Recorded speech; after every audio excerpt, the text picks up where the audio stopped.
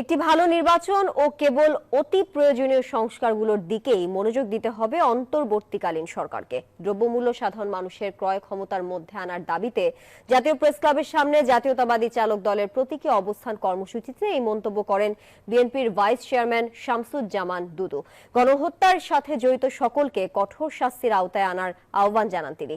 অন্তর্বর্তীকালীন সরকার আওয়ামী লীগের সিন্ডিকেট ভেঙে দিতে ব্যর্থ হয়েছে বলে মন্তব্য করেন বিএনপির জাতীয় নির্বাহী কমিটির সদস্য আবু নাসের মোহাম্মদ রহমতুল্লাহ। বলেন, এ সময় এই বছরের মধ্যে নির্বাচন দিয়ে জনগণের নির্বাচিত সরকারের কাছে ক্ষমতা হস্তান্তরের আহ্বান জানান চেয়ারপারসনের উপদেষ্টা হাবিবুর রহমান হাবিব।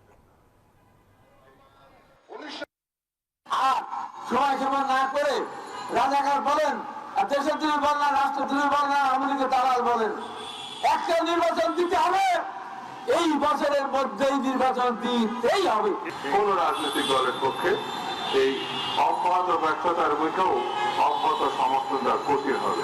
সেই জন্য আমি মনে করি যত দ্রুত সম্ভব ভালো নির্বাচন করার জন্য যে সংস্কারগুলো অতি প্রয়োজনীয় সেই সংস্কারগুলো সম্পন্ন করে একটি ভালো নির্বাচনের আয়োজন।